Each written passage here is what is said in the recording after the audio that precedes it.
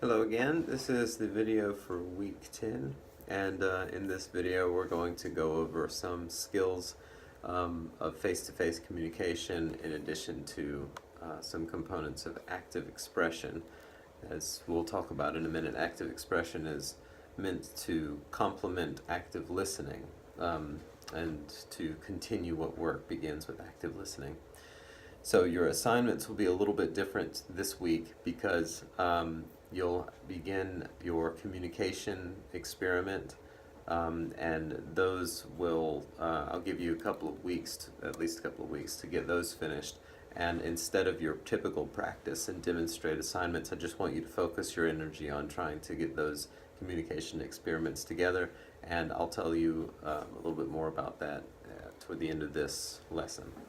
Okay, so for face-to-face communication pretty directly, we're using a lot of the components of the Chapter 2, especially pages 19 to 25 in the teacher's guide text. So I'd encourage you to review a little bit of that to kind of refresh your memories about some of those things. And in there's also a description of some communicator styles, and I think that's a really helpful way to think about how we approach people. It's by no means hard and fast that I'm this type of person and I always react a certain way, but it is useful to think about yourself as having certain habits of communicating. So some of you might be a little more forthright and assertive, and some of you might be a little bit more reserved and passive or hesitant, say. And the way that that comes out in conversations, especially ones that are uncomfortable, actually matter a lot to how you hold yourself in those types of difficult situations. So knowing yourself essentially is what this is aimed at. And if there's something that you typically do, say you're typically more assertive and you feel like a situation might be conducive to a more reserved approach, then that will be something that you have to keep in check in yourself. And also knowing a lot about how you appear to others around you physically and non-verbally. So the text that we're using, you use the phrase paralanguage. The prefix para comes from the Greek word for beside. So paralanguage is like in addition to the words we speak or the language we use, other things that impact our communication or our message. And specifically paralanguage might be like tone of voice and timing of our speech and things like that, volume even. And specifically timing is an important part of what we can pay attention to. So timing changes the meaning of a phrase, right? It very much can. So hesitating in certain areas of a spoken sentence can actually render different meanings. So that's pretty significant. Just the way that you slow down, speed up, leave gaps, move through words quickly can actually mean a lot in terms of to the other person, in terms of what you're actually saying or what you actually think or feel. So an example, kind of common and simple example, might be that if you're asking someone a pretty direct, say a child, if you're asking a child a direct question about, I don't know, this occurred in my life recently, so I asked my son this morning, I think it was, hey, did you brush your teeth, before we get in the car to go to school? And this was his response, right? He said yes, but I don't know, there's a little bit too long of a pause there. So the timing of how a person responds actually says a whole lot, because he didn't want to rat himself out, but he did, just based on the timing of his speech. Body language also, so as I was just kind of demonstrating my son's body language, he was kind of looking around, didn't want to look right at me, so those kinds of things really matter. We've talked about a bit about that before, and I just wanted to put a flag down, because this is really, really crucial, essential stuff for face-to-face communication. Unlike an email or text or letter or something, or even phone calls sometimes, you can't actually filter some things as easily. You can type out a message on your phone or on a computer and then go, wait, I want to rethink that, and hit the delete key and try again. Put punctuation in certain ways so that the timing of how it's read is pretty well crafted. it's actually a pretty important thing to pay attention to when you're writing. But in live speech, there's very little editing that you can do, right? You can go back and clarify things, but that's different than sending the initial message. So it's useful to point out that not only are we able to monitor and track those things, but we can actually purposefully and intentionally place certain things in conversation face to face. So in the world of therapy or child care, you might actually have to lead yourself to placing, say, certain nonverbal cues in a conversation for a purpose. If I'm working with a grief client, for instance, or I'm working with a young child who has had something happen to them, maybe a loss of a family member or a pet or something like that, my natural disposition might not render a very heavily involved facial expression. That's a nice way to put that I'm flat and bland. So that's actually pretty helpful to know, because when I'm speaking with a child, I might actually try to look a little more empathic, a little more engaged, a little more saddened based on what they're feeling, and try to mirror it, right? So, and mirroring has so much to do with our nonverbals that it's useful to think about placing nonverbals cues in a conversation pretty intentionally.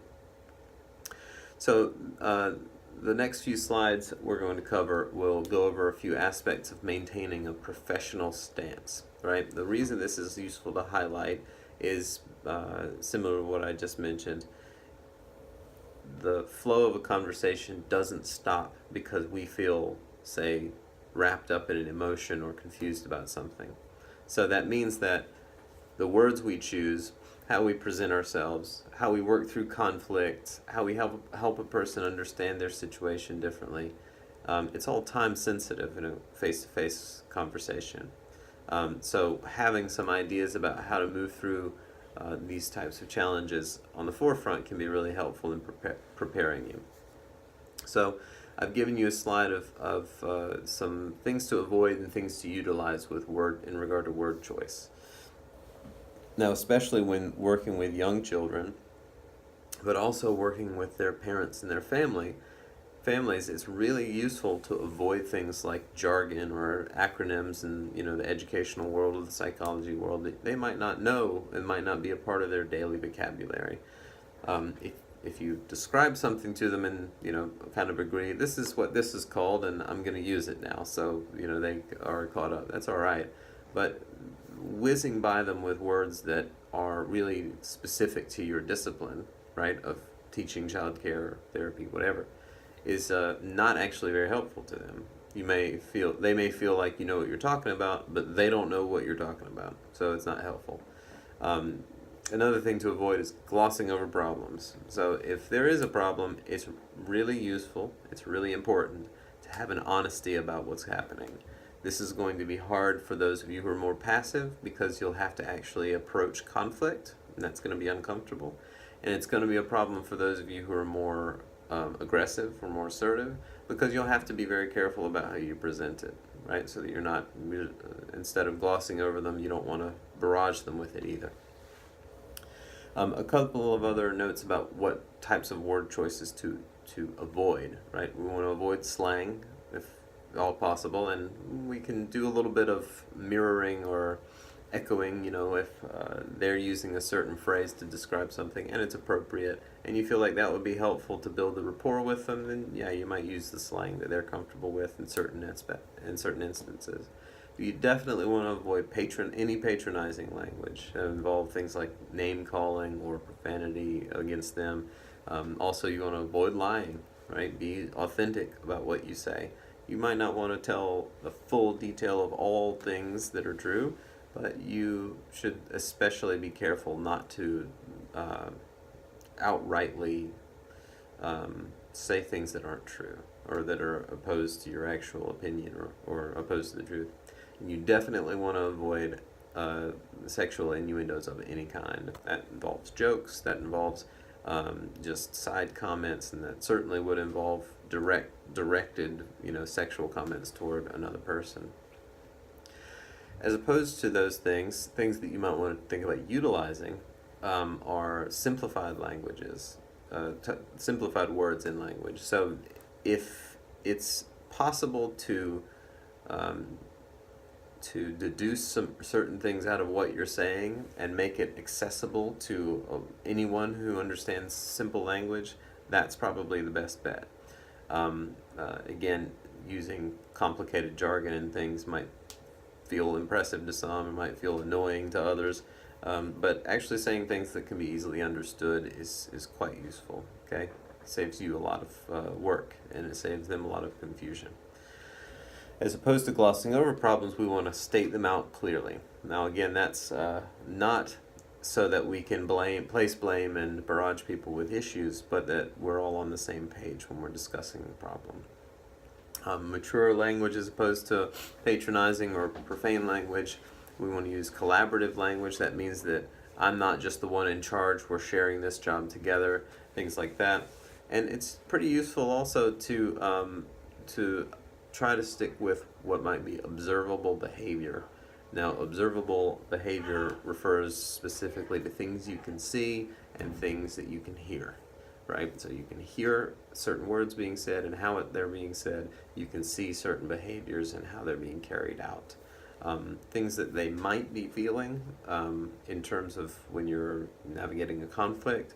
You know, you want to really be careful about bringing that out as an assumed fact. You should check in with them about what they actually think and feel, and keep your language maybe more specified to those observable things. Now, we have some professional norms that go along with any field that you enter into, and you'll kind of just have to get used to those as you go and try to stick to them as applicable. It doesn't mean that you should be scripted all the time. It just means that, you know, there's a way of talking that is professionally appropriate for whatever job you have, and knowing that and being familiar with it is useful. All right, so switching gears to assertiveness. Now, in my mind, assertiveness means something that's like a range of attitude, an attitude range, right? Between being very passive, that's when you're walked on, or very aggressive, that's when you're walking on, or you're trying to force your way through things. Neither of those extremes prove to be very helpful long term, but assertiveness is something different. It has a receptive quality, and it also has a forthright quality. It has some force to it when necessary. And the way that I think about assertiveness might be broken down into three kind of aspects. One might be a detached witness. So what that means is that you're kind of backing out of yourself a little bit and observing yourself from somewhat of a detached view. That means you're thinking about watching your thoughts as they come and go, watching your sensations in the body that come and go. That relates to our self-observation exercises we did a few weeks ago. It also involves just in general trying to picture the broad situation rather than being caught up in what's happening in your mind and in your emotional space, okay? And that takes some practice, but it's really helpful. It can actually be fairly soothing, and it can be a way that we move through conversations that are conflictual or oppositional with a lot more comfort, right?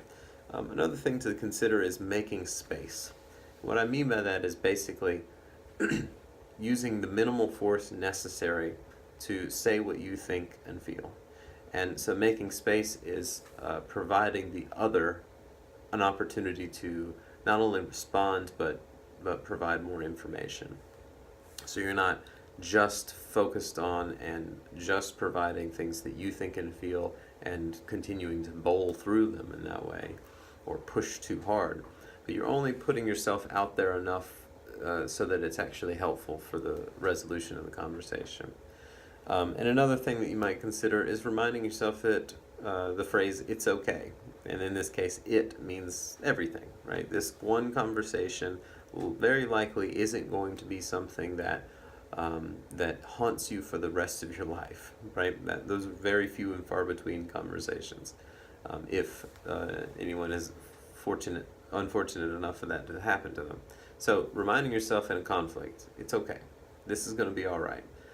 Sort of points something out to yourself. It reminds you that the whole of this situation hasn't played out yet. So I don't know how it's going to end up, and that might mean that I can continue working toward the better. So another way of putting it is, it's not the end of the world, right? At any one moment in a conversation or a conflict, it's not the end of the world. And when approaching things with assertiveness, trying to work out conflict, it's really useful to remember that there are 4 real possibilities of the outcome of a conflict. One is that the conflict is partially or fully resolved, right? Both people walk away feeling better or feeling great. There's no resolution, so people walk away feeling like they haven't really changed much, or maybe even the situation is worse than it started out. And in terms of the relationship between the people having the conflict either grows positively or it remains about the same, right? That's one thing, one outcome. And then lastly, the relationship could also deteriorate as a result of how the conflict was managed. And so we're obviously pointing toward 2 of those: full resolution and that the relationship grows in a positive direction. Those won't always happen, but those are what we can aim at and recognize when it doesn't go so well, and it might end up in some of those other outcomes. Another part of maintaining a professional stance is similar to assertiveness and handling conflict, and it's negotiating. So there are times where we'll have conflict, and we might resolve the feeling of conflict, but we actually have to make some decisions about what to do next, and in that way we have to negotiate. And it's really important when negotiating to specify a subject boundary. That means we're going to discuss only a certain thing or set of things, and not let the conversation stray, right? We're going to have time boundaries.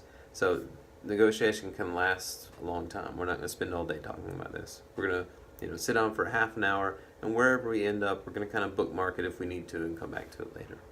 The conversation should be solution focused. That means we're not highlighting the problem again and again and again, right? That's bringing ourselves back to the negative and the unresolved.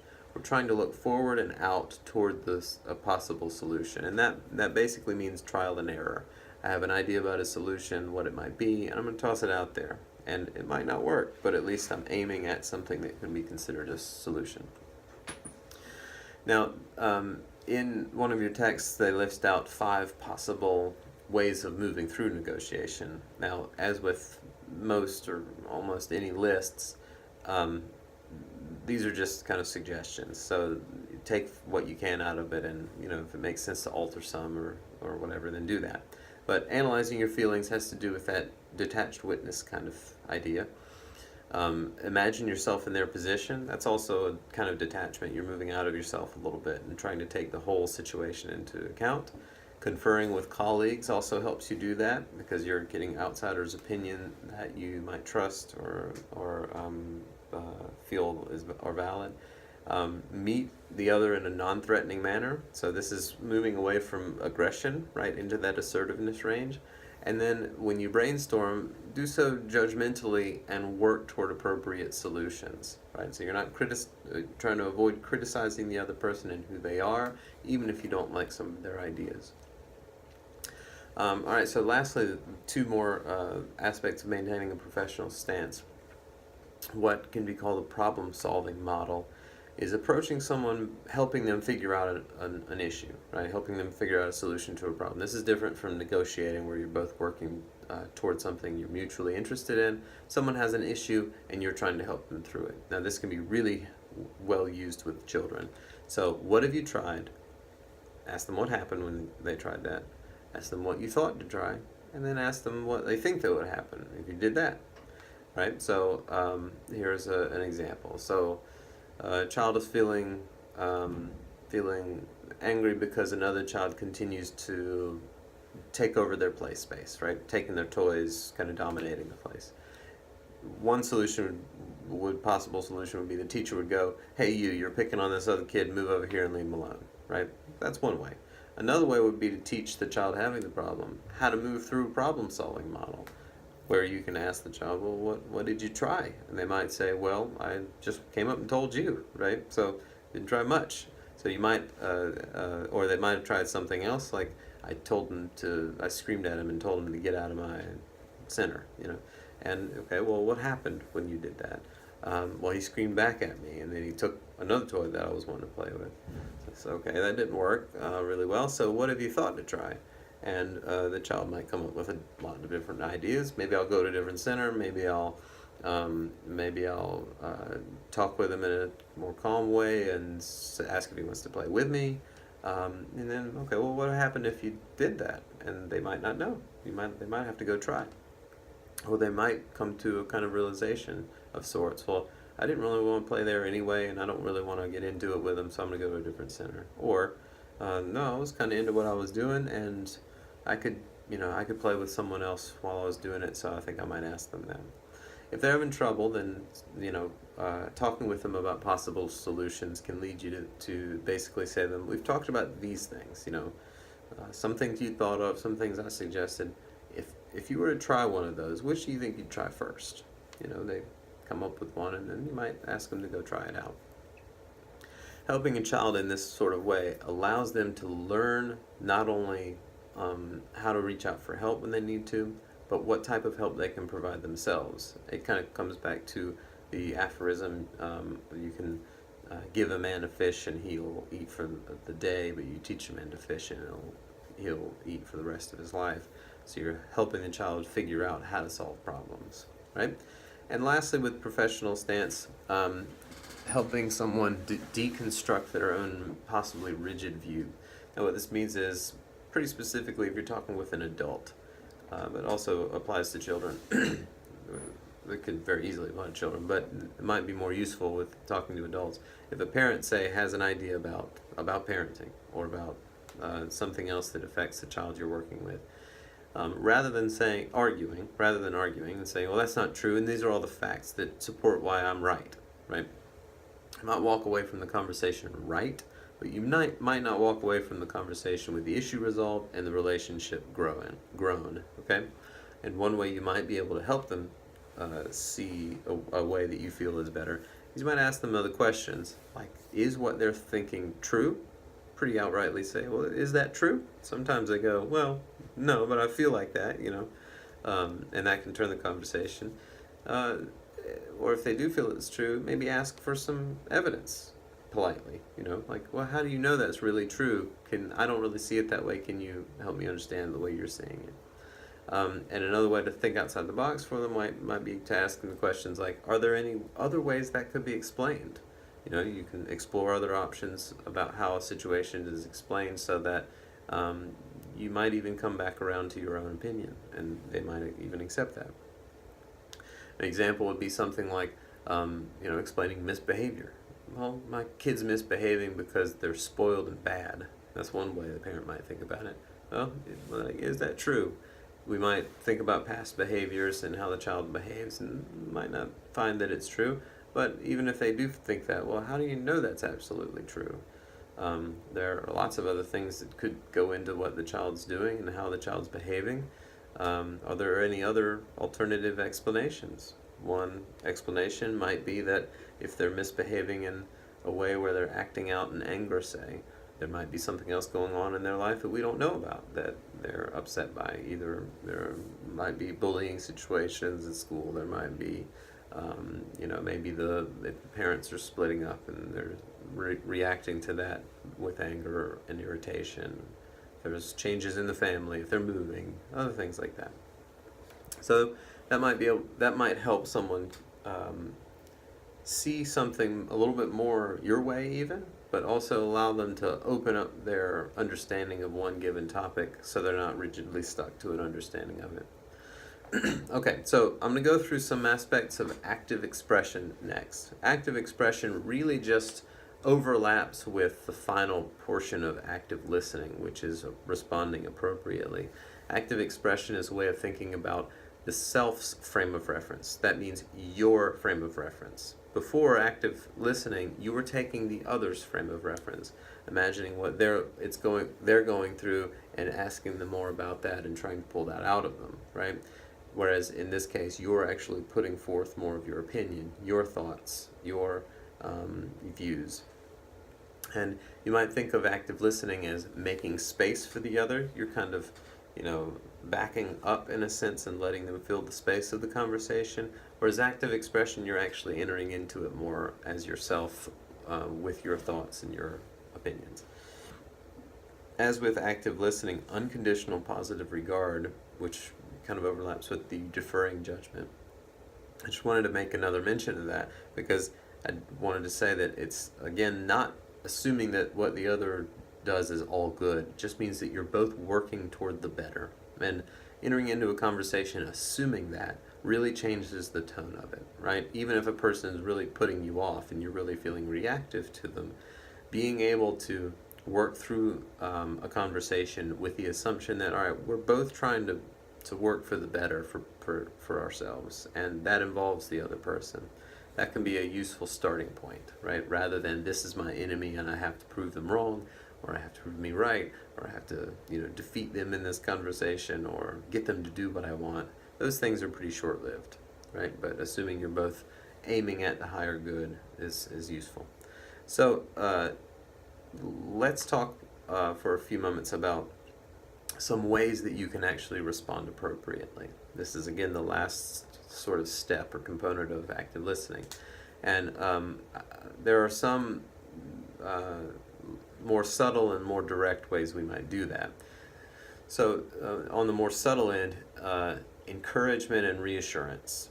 That means open and verbal expression of the belief that the child or the family member has the capacity to face their own circumstances and difficulties. So you got it. It's a pat on the back, in confidence. You've got this. Moving toward the more direct side of active expression, we're beginning to get into the range of something like suggestion. This is like a mild advice or a soft advice. You might do that by saying, well, I wonder what would happen if you did this, right? It's not really telling them to do anything. It's not quite even suggesting outrightly. It's just kind of wondering aloud, and they can take from it what they want. Another question you might ask is, have you thought to try this or that or that? And this runs into what we discussed with the problem-solving model as well. That would be considered a kind of suggestive or mild advice way of using questions to help a person figure something out. And it also helps you express more of your thoughts and opinions less directly and assertively than the other things we're going to cover, like, say, for instance, advice. Advice means, I have a thought, I think you should think that too, right? Or I have a belief about what I would do, I think you should act that way too. And you use, phrases like, I think you should, or if I were you, this is what I would do, that kind of thing. It's a little more direct than suggestions or soft advice. And even more direct would be something like urging. Now, I would suggest that you use urging very discerningly, okay? So when you really press someone to do something or say something that you think they should, you're kind of taking an ownership of the responsibility for that decision. So make sure you are confident in that, you know what you're talking about. But phrases that might start an urge towards someone, obviously, I strongly encourage you to, or directly, you need to do this. This is what you need to do. Okay? So I hope you see the kind of spectrum of subtle, subtle expression of your own ideas and thoughts to the more direct. And throughout this, using active expression can be enhanced by conversational questions that have a certain quality. So asking a single question at a time can be really important. You don't want to barrage them with a ton of questions. They usually just pick one anyway, and you just wasted your time thinking about a whole bunch of others. So those questions also should be open-ended if possible. I mean, sometimes you're looking for a yes, no, you're looking for a direct answer. But the difference between closed-ended and open-ended are something like this. If you ask a person what their name is, that's a closed-ended question. 1 word, 2 words, that's answered, right? But if you ask a person, would you mind telling me a little about yourself? That's pretty wide open, right? There's no one, people can turn questions into closed-ended ones pretty quickly if they want to. They just don't want to talk to you. But in general, that gives them a lot of space to answer, and they'll come up with it a lot on their own. It's more useful for the listener.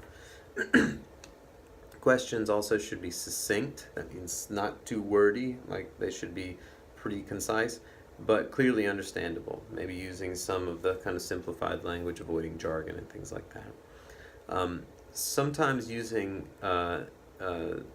indirect sorts of questioning can help open the space up as well. However, it should be really carefully used that if you want to know something pretty directly, it can be a time waster to skirt around it. I mean, you might ask it pretty outrightly.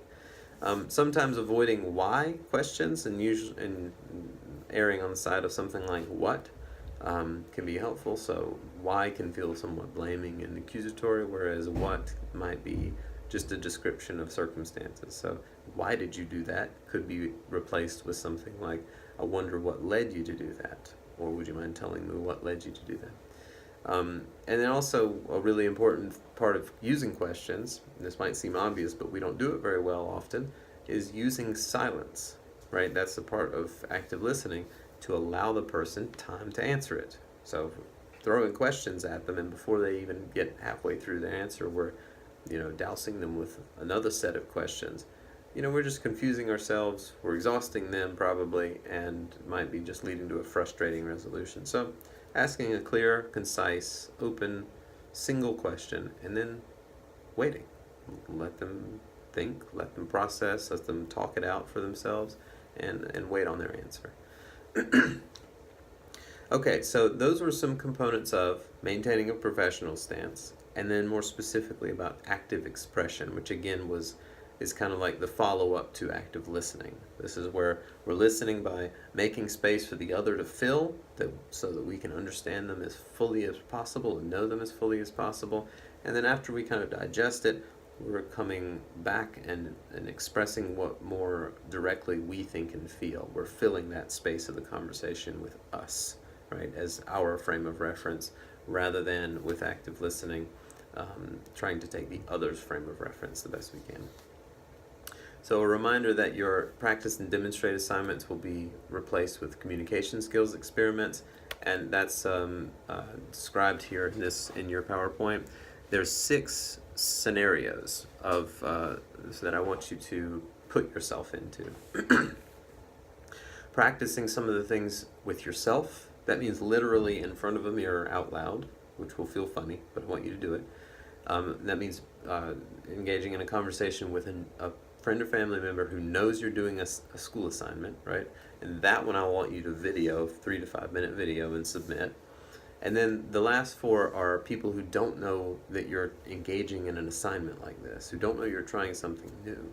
An unknowing friend or family, an unknowing acquaintance, just someone you're not really close to but you see. Then an unknowing, what I call a sandpaper person that you actually don't like that much or you don't get along with. And then an unknowing stranger, right? Just someone you bump into, or someone at a store or something like that.